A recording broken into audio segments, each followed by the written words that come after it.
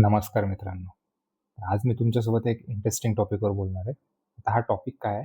हा टॉपिक असा आहे, की मी आपलं जे Google मॅप्स असतं, त्या Google मॅप्सवर आपला जो सुरगाणा तालुक्यातला केळवण गावातला भुताच धबधबा आहे. ती लोकेशन बघत होतो सॅटेलाईट व्ह्यूमध्ये. तर हे मी तुम्हाला दाखवतो, की मी तिथे काय ऑब्झर्व्ह केलं. काय असं मी बघितलं, की जे मला थोडंसं आश्चर्यकारक वाटलं. तुम्हाला चला तुम्हाला दाखवतो मी ते.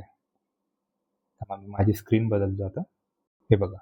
तर हा आहे आपला हिवताज धबधबा. हा सॅटेलाईट व्ह्यू आहे. सॅटेलाईट व्ह्यूमध्ये हा वरतून असा दिसतो. ठीक आहे. तर आता मी हा म्हणजे सहज बघत होतो असं मला सॅटेलाईट व्ह्यू बघायला आवडतो म्हणून मी हे बघत होतो. आता हे बघता माझ्या असं लक्षात आलं, की इथे ही एक आडवी रेषा दिसते. ही बघा ही. दिसते ना? ही एक आडवी रेषा दिसते. आता ही आडवी रेषा म्हणजे नक्की काय असावं? तर थोडंसं जर आपण थोडं झूम आउट केलं का आपल्या लक्षात येतं, की ही जी रेषा दिसते आहे, ही छोटी नाही आहे, ही मोठी आहे. अजून झूम आउट करू. हे बघा. आता हे लक्षात आलं, की ही खूपच मोठी रेषा आहे. म्हणजे ही अगदी गुजरात बॉर्डरपर्यंत जाते. भेनशेत गावापर्यंत आणि इकडे जर आपण बघितलं, तर थोडं-थोडं ही रेषा कोटंबी, सर्कळपाडा इथपर्यंत येते. जे हे आकाशातून असं दिसतंय आणि हे तर काहीच नाही. आता मी थोडंसं झूम आउट करतो. आता जर आपण थोडंसं खाली आलो, हे बघा. इथे अनेक अशा हे नैसर्गिक दऱ्या, डोंगरांच्या बनलेल्या रेषा आहेत. हे बघा. पण काही-काही जे पॅटर्न आहेत ते इतके विशिष्ट प्रकारे आहेत, की हे वाटत नाही की हे नॅचरली तयार होऊ शकतात. हे बघा. जसं की मी इथे जर हा एरिया बघितला, तर ह्या एरियात मित्रांनो, इथे अनेक साऱ्या रेषा एकत्र येऊन मिळतात. हे बघा, ही एक रेषा आली, ही एक रेषा आली, ही एक रेषा आली आणि हे एक आकृती तयार करतात.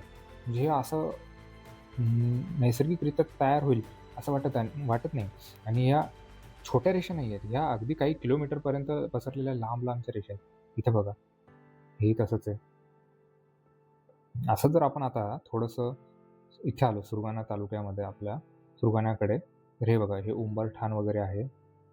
इथे जर तुम्ही बघितलं, तर इथे तुम्हाला अशा अनेको रेषा दिसतील. हे बघा आणि ह्या आकाशातून दिसतायत.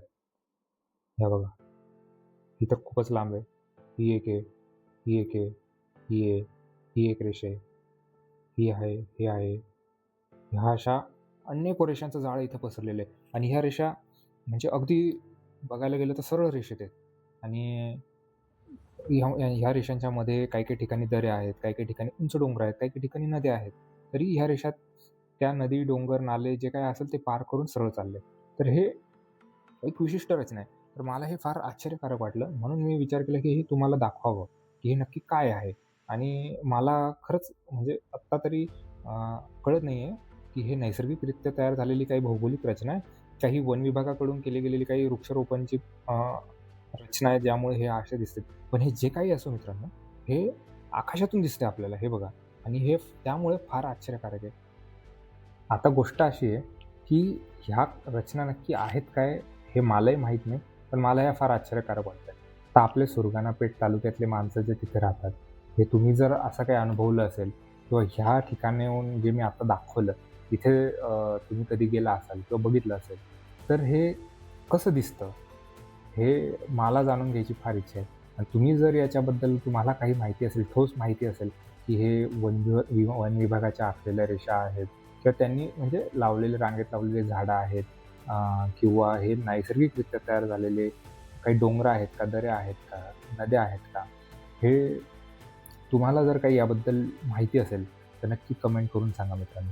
आणि मी नक्की प्रयत्न करेल, की या कुठल्यातरी ठिकाणी जाऊन स्वतः प्रत्यक्षात हे कसं दिसतं, हे काय आहे, हे बघायची मला फार इच्छा आहे आणि मी नक्की कधीतरी बघेल आणि हे मी तुम्हाला पुढच्या पार्टमध्ये दाखवेल.